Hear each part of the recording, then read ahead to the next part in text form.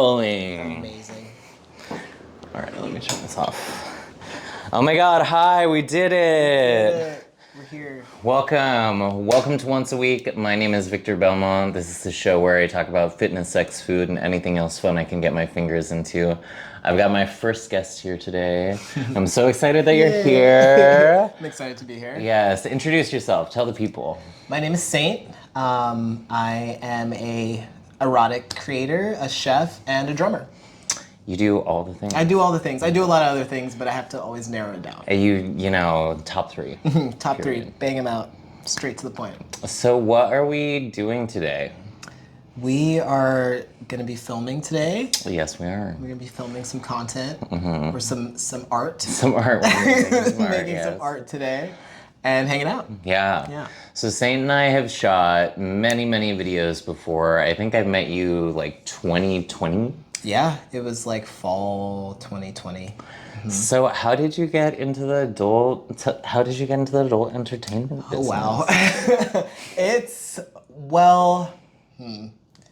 I first got into actually creating like erotic videos and photography in like 2017, 2018. And I was mostly just using it as a way to document my transition, my medical transition. And seeing how I've always been a very sexual person and very attached and in tune with my sexuality. Confirmed. All those things are confirmed, by the way. Confirmed.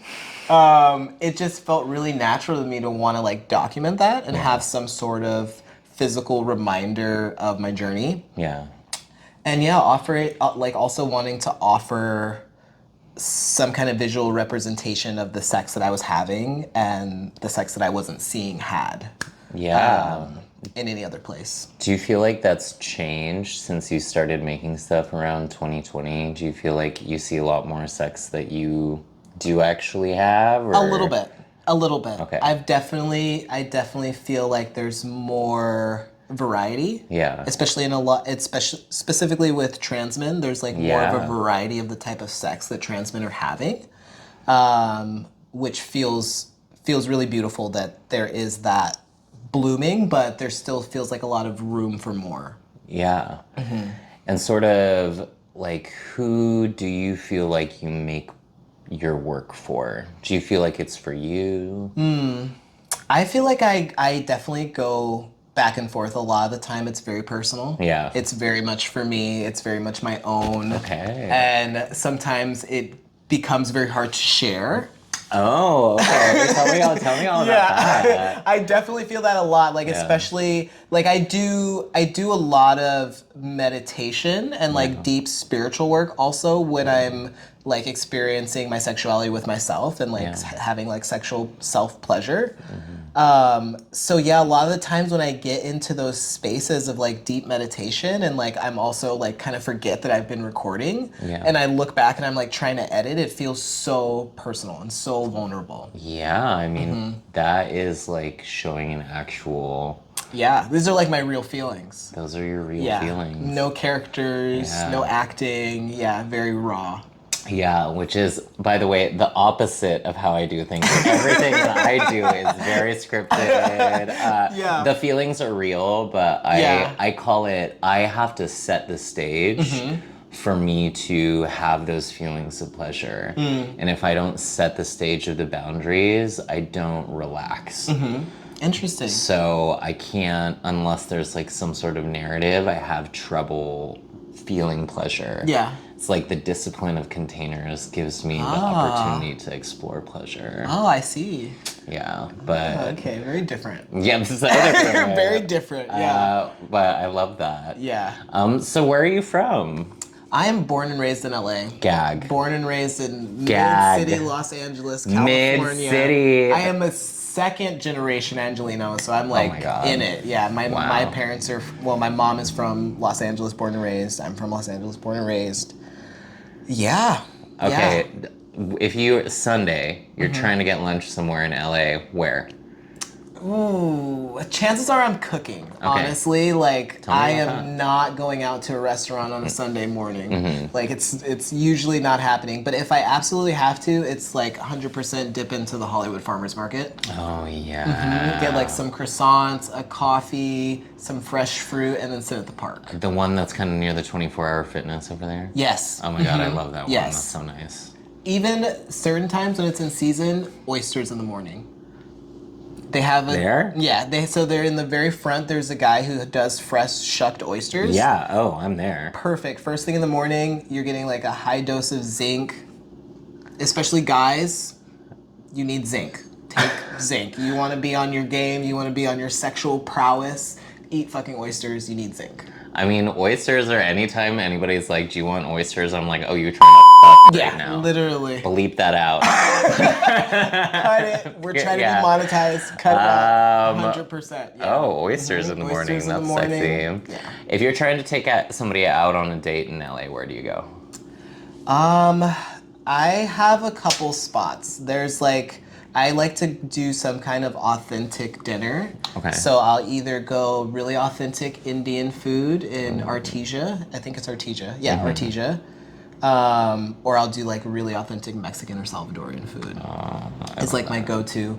And then like a museum or something like cute and like not too intimidating. I like to like walk around with somebody and talk. Like if I can take you somewhere where we can walk around and talk and eat, and I can like look into your eyes and watch the way you eat, then I'm down. That's romantic. That's just what I'm really into. You see? It's like, it's no game. Like I really like, I'm like, but it can be intimidating. Like I'm kind of intense about it. Like I want to like watch the person who I'm on a date with eat like intensely. That's so important for me. Like the way you eat is the way you you know? The way you eat is the way you fuck. And by the way, if you've ever seen me eat, I'm fucking disgusting. I love it. That's what I love. I especially love when like a femme partner that I have is gross eating. Like that is so hot to me. Like if you can just get like messy in it. 100%. I like, listen, if you're gonna eat my ass, you better be able to eat like some spaghetti with all over it. Literally, go in on it. Yeah. No, we don't do the shyness around here. No, we ain't. I feel like LA is like it's so spread out, but it's also really, really small. Do you feel like there's any time you've been in LA where you're like, oh shit, like I feel like I'm running in the same circle as somebody and I need to dodge somebody? How would you do that? Oh my God, constantly. But that's the good thing. It is like small. It's small enough so like you know where you'll run into certain people. So it's like certain people in certain situations are very easily avoidable. You're like, okay, this person hangs out in Echo Park at fucking, whatever bar every night, always there. And you will never see me at shortstop. Like shit like that. I got you talking shit. On camera. There's just some people, like, okay, I won't be at Little Joy on Tuesday. Oh like, my God. Gag. Little Joy tea. Oh my God, listen. It's just, these are like little LA nuggets, I feel that. Yeah, so that would be the easiest way. If I know somebody who's a Silver Lake hoe, catch me in Venice. 100%. For sure. If you could like live one place in LA, like money is no bar. If you could be like, hey, this is paradise in LA, where would it be? It's hard. Like if I'm thinking in the city, probably like Los Feliz, because it's the closest that feels like away. Kind of like near Griffith Park. Yeah, exactly. Like I would want to be like away from the main LA. But my dream is like just to be in the mountains somewhere. Like I would love like nice house in the woods where I don't have to really be surrounded by it all, I totally feel that. That's the goal. I do not want to live in the city forever. I love the city. It's so fun. And it's like there's certain experiences that I've had in the city that I wouldn't have anywhere else. Yeah, totally. But it's also, it gets exhausting and your life flies by. And it gets to the point where I'm like, okay, I would love to have like to dip into it. and then to have my sanctuary. I feel like we need to like have a committee of like a queer committee of like who's gonna get the ranch, you know, like what is the timeshares looking like? 100%. We'll get a duplex and we'll share, you know, like. Yeah, 100%. 100%. I know so many trans guys who are just like, okay, we need to like move out to the middle of nowhere and we need to start farming. Radical trailer park. Yes, I've been saying radical. Listen, I know what a regular trailer park is. We just need a little bit more sustainable farming practices and we'll be good. A little bit more, yeah. Just a little bit more windows and we're good. Like, we got it. Hell yeah. Who was your first, like, I feel like this is such a thing for queer people. So this is something that we can talk about where it's like, who was your first media crush, like in media? You know what I mean? Could be a cartoon character, could be like an off the wall thing or like somebody from movies. I've got like a top 3. Yeah, I'm trying to run through my. I mean, I was extremely obsessed with Angelina Jolie. Oh. Like Foxfire. Oh my god. I cannot like. That was a rude. Angelina Jolie Hackers. Like, oh my I God. can't. That was definitely a portal for me for years. A deep portal. Yeah. End of elementary school through middle school, obsessed with Angelina Jolie. Oh my God, Gia. Yeah. Of course. Of course. We love a creative Gia. with a drug problem. Like, Stop talking about me. Stop talking about me. I'm right here. You're not gonna be so loud. I stopped doing drugs a while ago, okay? It's like, okay, I see why my life took the route it did, okay? I see that. I see that. Who else? Johnny Bravo, of course. Johnny Bravo is the himbo. Is like I wanted to be so dumb and stupid and just buff and triangle shaped. I'm getting there. I'm getting there. Yeah. I would say work on the dumb I'm getting there. Yeah, I can dumb it down. Yeah. It's really hard. Like, I'm really working on it. Yeah, being stupid is hard. Yeah, definitely those two were 2 big ones for me. And the weird, like, obviously trans devil from the Powerpuff Girls. Oh, him. Yeah. So sassy. So sassy. You know, the thing is, him was one of the first. So I'm really into villains. I've always identified with a villain. Yeah. I channel villains. I love playing villains. I understand villains. And him was one of the first villains that when I saw on TV, I actually got kind of scared after I first saw him. Because I was also, you know, being like, what are these feelings? Yeah. I don't know what these feelings are, but they're feelings in my body. Yeah. And I actually was like, I remember like almost having nightmares the first time I saw him. Crazy. But then, as the Powerpuff Girls went on, becoming one of my favorite characters. Yeah, totally. But that is so funny. Yeah. Oh, I love that. Yeah. Okay. 100%. Powerpuff Girl crossover. Powerpuff Girls was everything for me. Yeah. Oh, the 90s. Did you have any 90s crushes? Like, were you a Jonathan Taylor Thomas person? You know who I was obsessed with was Josh Hartnett in The Faculty. He was like that, like with the hair, and the drug dealer with the pen. Oh my God! Tell me why I would crush up Altoids and put them in my Bic pens as a kid. I swear to God, I was so into it, like so into it. Oh my God! Wanted to be him so bad. Yeah. But yeah, he was Josh Hartnett. Josh Hartnett. 100%. That fucking haircut. I feel like my 90s crushes, definitely like Josh Hartnett. I was super into Angelina Jolie. I was also really, really, really into specifically Angelina Jolie in Tomb Raider, which is like early 2000s. Yes, this very specific. But I think that's what sparked it for me too. Yeah, for sure. Where it's like my feelings for Laura Croft transferred over onto my like, I had like You're a crossover holy shit, she's universe. alive. Yeah, I had like a crossover universe where I was like, okay, perfect woman. Yeah. I would say my top crushes were like, I was a Toonami kid.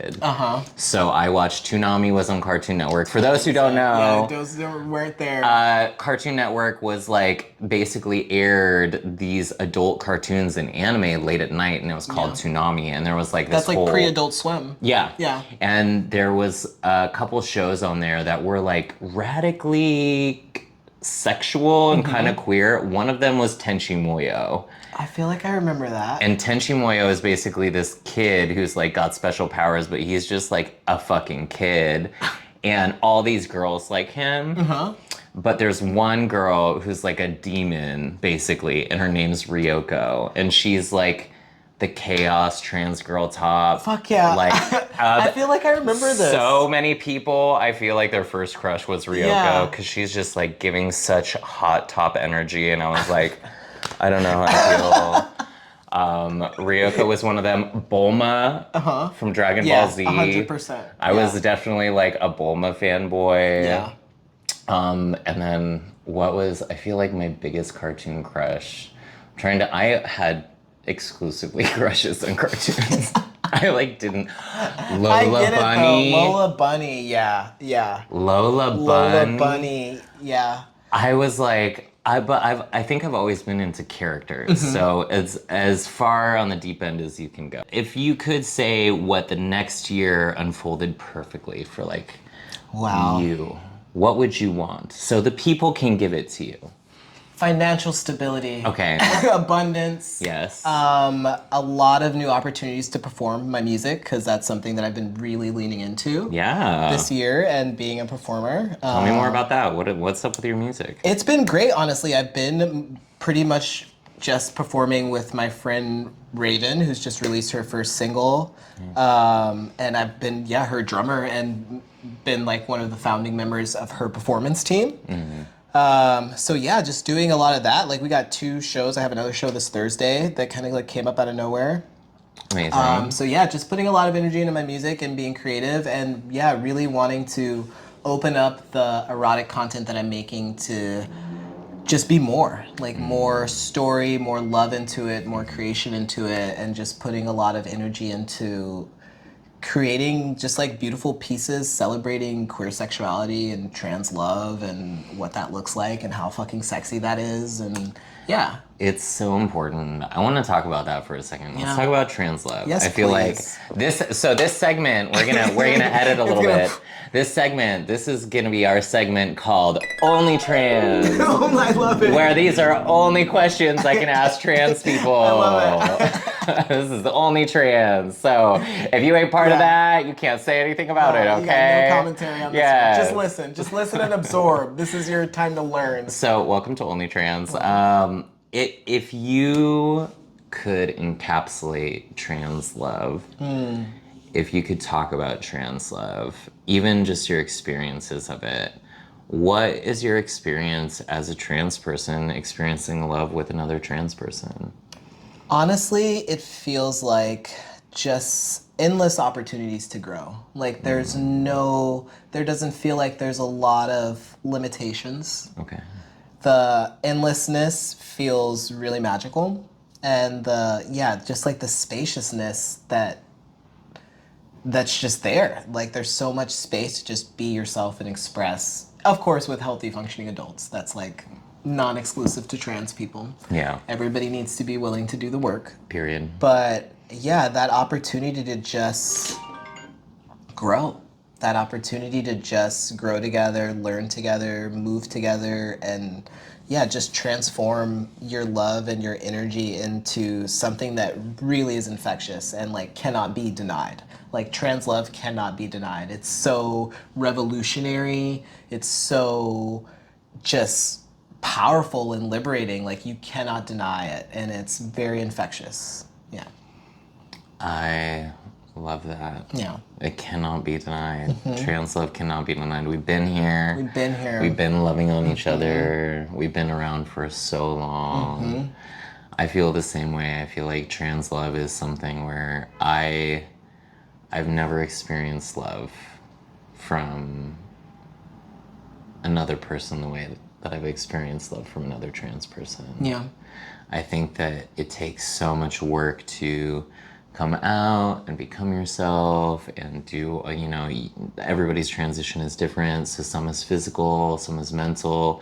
It's equal parts pen and sword. Like, you really have to work on yourself. And when you meet somebody who sees you as a person as an individual, regardless of your trans experience, but they come from a similar experience. It's like you have been going through a desert and somebody gives you the coldest glass of like fucking chilly, perfect mountain water. It's like the first time I experienced trans love, I realized my body was made for pleasure. And my body was made to be loved. And that is like, that's something that I feel like is talked about a lot behind closed doors. So thank you for sharing that with the people, you know, 100%. Like it's so important. You know, and I think talking about trans love is so important. Well, let's wrap it up. We're gonna do lightning round. That was our only trans moment. We're gonna have the banner go out now. We'll change the lighting. So tell the people where they can find you. So you can find me on OnlyFans, my OnlyFans, and also on Twitter, X, or whatever it's called. My OnlyFans and X is at Saint Maalik, Maalik with 2 A's, Maalik. I'll link it right here. And yeah, those are my 2 platforms where I do the most posting and do the most expression of my sexual side. You can also find me on Instagram at BearAlexander_, and that's where I'm doing more of my spiritual expression and my music and my art and my food. So go follow, go like, go subscribe. If you have any questions, go ahead and leave them in the comments. You will be back on the show. I will be back. Obviously. Thank you so much for being a guest. Thank you for having me. And we're about to go do work now. Oh yeah, we're about to really work. That's not going to be on here. That's going to be on the other one. I'm not going to mention it because that's, you know, not safe for work. But thank you for tuning in. This is another episode of Once a Week, and we will see you next week on Friday at 10 a.m. Bye, guys. All right, bye.